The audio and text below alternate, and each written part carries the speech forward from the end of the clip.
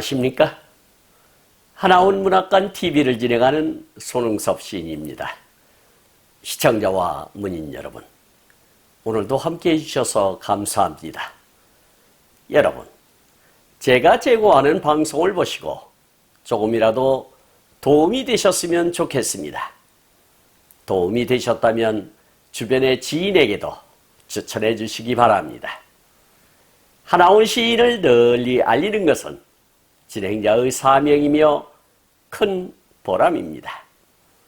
오늘 소개할 자서전은 나의 슬픈 반생기 챕터 39 누구의 죄인가를 소개하도록 하겠습니다.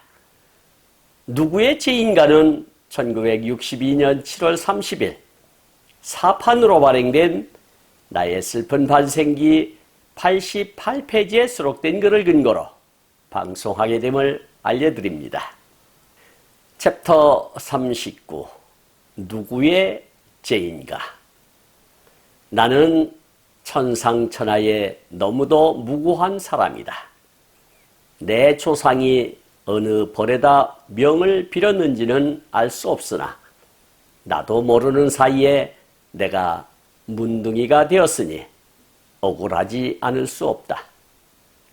세상은 내가 문둥병에 걸렸다는 것은 내가 무슨 죄가 있어서 걸린 것 같이 여기면서 나를 무슨 불구대천의 원수같이 적개심마저 품고 세상이 나에게 야멸차게 함부로 하려고 한다.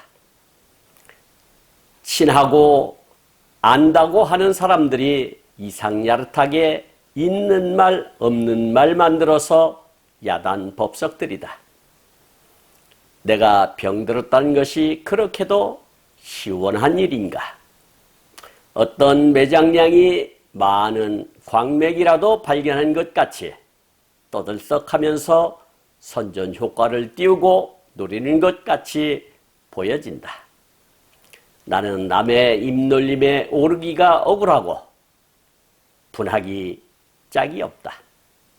허나 여기에 항의하려도 내가 병들었기에 항의할 수도 없이 자존도 없이 인간의 존재가치도 내던지고 남이 무엇라 하는 대로 눈물을 머금고 참아야 한다. 따져볼 수도 없고 호소할 수도 없고 그렇다 해서 싸울 수도 없는 일이다. 다만 짐승같이 산 목숨이 죽은 시체처럼 되어 수견의 비상을 참으면서 죽어도 한이 풀리지 않는 분통을 내 신경과 내 마음이 찢어지도록 자학하지 않으면 안 될 일이었다. 자학에다 자학으로 자기 자신을 학대해야만 하는 원한, 도대체 이 죄는 누가 지은 죄인지도 알지 못하면서 내가 벌을 받아야 하는 억울함을 세상에서 말하여 천형병이라 하는 것인지 내가 나한테 울면서 순순히 타이르며 납득하도록 하는 수밖에는 없었다. 문둥병과 싸우고 절망과 싸우고 고독과 싸우고 인간다운 권리가 박탈당해가는 서러움과 분함과 싸우고 이 모든 것과 문득이 되는 날부터 싸우지 않으면 안 된다. 외로이 죽음보다도 무서운 절망 속에서 이 세상에 있는 모든 것과 싸우는 것은 말하자면 운명에 반항해 보겠다는 것이다. 그것은 억지로 삶을 하여야 하는 것이다. 그 억지 삶은 정상적인 것을 떠나야 하며 정말로 미친 사람에 가까운 광기, 바로 그것이래야 했다라고 챕터 39를 마감 짓고 있습니다. 지금까지 이해가지 않는 부분이나 난해한 단어가 있었나요? 조금 더 쉽게 살펴보는 시간을 가져보겠습니다. 첫 번째 단원을 보도록 하겠습니다. 나는 천상천하에 너무도 무고한 사람이다. 내 조상이 어느 벌에다 명을 빌었는지는 알 수 없으나 나도 모르는 사이에 내가 문둥이가 되었으니 억울하지 않을 수 없다. 세상은 내가 문둥병에 걸렸다는 것은 내가 무슨 죄가 있어서 걸린 것 같이 여기면서 나를 무슨 불구대천의 원수같이 적개심마저 품고 세상이 나에게 야멸차게 함부로 하려고 한다라고 챕터 39를 열고 있는데요. 여러분, 이보다 더 분할 일이 있겠습니까? 자기의 잘못으로 인한 것도 아니고 조상의 잘못도 아닐진데 세상으로부터 질시당하고 존엄한 인간으로서 대접도 못 받고 골방에 숨어 지내야 하는 처지를 생각할 때 얼마나 처절한 비애감에 젖어 있겠습니까? 이는 위정자의 유약함과 못된 일본의 침략으로 인하여 벌어진 비애가 아닐까 싶습니다. 힘들어하는 환우에 대하여 보듬으려는 마음보다는 불구대천 원수 보듯 싸늘하게만 보는 사회가 참 미웠겠다는 생각이 듭니다. 지금처럼 인권이 살아 숨쉬는 시대도 아니었으니 말해 못하겠습니까? 여기서 천상천하라고 하는 것은 하늘 위와 하늘 아래라는 뜻으로 온 세상을 이르는 말이 되겠습니다. 그리고 무고라고 하는 것은 중국식 단어로 죄 없음을 뜻한다 하겠고, 명이라고 하는 것은 사람이나 동물이 숨을 쉬며 살아있는 힘을 뜻한다 하겠습니다. 그리고 불구대천이라고 하는 것은 하늘을 같이 이지 못한다는 뜻으로 이 세상에서 같이 살 수 없을 만큼 큰 원한을 가진 것을 비유적으로 이르는 말이 되겠습니다. 그리고 원수라고 하는 것은 자기나 집안에 해를 입혀 원한이 맺히게 된 사람이나 집단을 뜻하는 말이 되겠고, 적개심이라고 하는 것은 적 또는 적으로 여기는 이에 대하여 분기하는 마음을 뜻한다 하겠습니다. 그리고 야멸차게라는 단어가 나왔는데요. 자기 생각만 하고 남의 사정은 거의 돌보지 않는 데가 있다, 그런 뜻이 되겠습니다. 다음 단원을 보도록 하겠습니다. 친하고 않다고 하는 사람들이 이상야릇하게 있는 말 없는 만들어서 야단법석들이다. 내가 병들었다는 것이 그렇게도 시원한 일인가? 어떤 매장량이 많은 광맥이라고 발견한 것 같이 떠들썩하면서 선전 효과를 띄우고 노리는 것 같이 보여진다. 나는 남의 입놀림에 오르기가 억울하고 분하기 짝이 없다. 허나 여기에 항의하려도 내가 병들었기에 항의할 수도 없이 자존도 없이 인간의 존재 가치도 내던지고 남이 뭐라 하는 대로 눈물을 머금고 참아야 한다라고 기록하고 있는데요. 특히 친하거나 잘 안다고 하던 인사들이 더 입방안을 찧어 하운을 힘들게 했던가 봅니다. 그럴 때 더 큰 배신감을 느끼게 되죠. 좀 친하고 잘 아는 사이라면 곤경에 처한 사람을 배려하여 위로하고 어떻게 하면 완쾌할 수 있는지 정보도 제공하는 노력이 필요할 텐데 말입니다. 낱말하기 좋아하는 방앗간 참새들은 더 신이 나서 입방안을 찧었겠죠.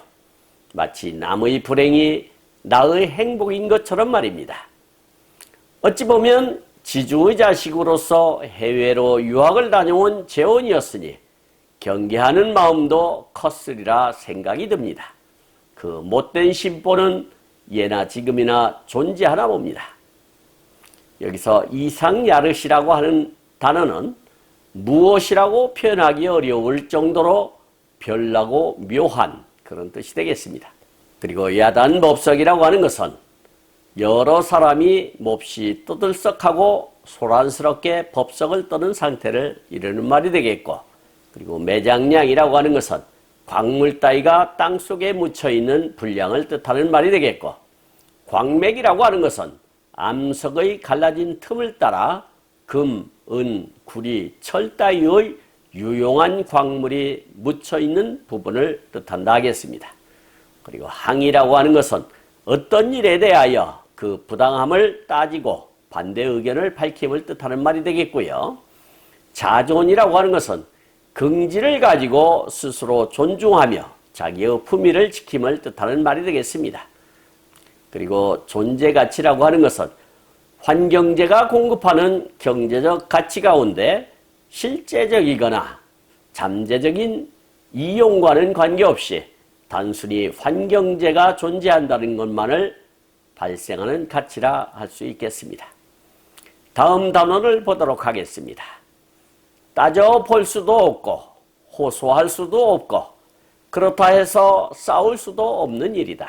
다만 짐승같이 산 목숨이 죽은 시체처럼 되어 수견의 비상을 참으면서 죽어도 한이 풀리지 않는 분통을 내 신경과 내 마음이 찢어지도록 자학하지 않으면 안 될 일이었다라고 기술하고 있는데요.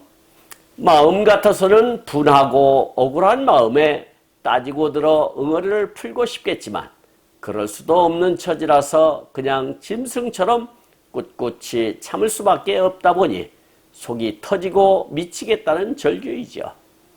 아마도 원만한 사람은 스트레스로 인하여 암이라도 걸리지 않았을까 싶은데 하우는 그래도 성격이 무던했던 것이 아닐까 유추해 봅니다. 그렇다 보니 자신을 학대하는 일들이 많아졌겠지요. 그렇다 보면 그 화풀이는 만만한 어머니가 아니었을까 싶기도 하고요. 불을 보듯 뻔한 광경이 아니었을까 싶습니다. 여기서 호소라고 하는 것은 억울하고 원통한 사정을 남에게 강한 주장이나 표현으로 하소연함을 뜻하는 말이 되겠습니다. 그리고 시체라고 하는 것은 죽은 사람의 몸을 뜻하는 말이 되겠고 수견이라고 하는 것은 오래 묵은 인연을 뜻한다 하겠습니다. 그리고 비상이라고 하는 것은 마음이 아프고 쓰라림을 뜻하는 말이 되겠고 한이라고 하는 것은 욕구나 의지의 좌절과 그에 따르는 삶의 파국 또는 삶 그 자체의 파국 등과 그에 처하는 편집적이고 강박적인 마음의 자세와 상처가 의식, 무의식적으로 얽힌 복합체 또는 원한과 유사한 말로 쓰이기도 한다 하겠습니다. 그리고 분통이라고 하는 것은 분하고 억울해서 마음이 쓰리고 아픔을 뜻하는 말이 되겠고 신경이라고 하는 것은 어떤 자극에 반응하는 마음이나 감각의 작용을 뜻하는 말이 되겠습니다. 그리고 자학이라고 하는 것은 자신을 스스로 학대함을 뜻하는 말이 되겠습니다. 다음 단원을 보도록 하겠습니다. 자학에다 자학으로 자기 자신을 학대하여야만 하는 원한. 도대체 이 죄는 누가 지은 죄인지도 알지 못하면서 내가 벌을 받아야 하는 억울함을 세상에서 말하여 천형병이라 하는 것인지 내가 나한테 울면서 순순히 타이르며 납득하도록 하는 수밖에는 없었다. 문둥병과 싸우고 절망과 싸우고 고독과 싸우고 인간다운 권리가 박탈당해가는 서러움과 분함과 싸우고 이 모든 것과 문득이 되는 날부터 싸우지 않으면 안 된다라고 기록하고 있는데요.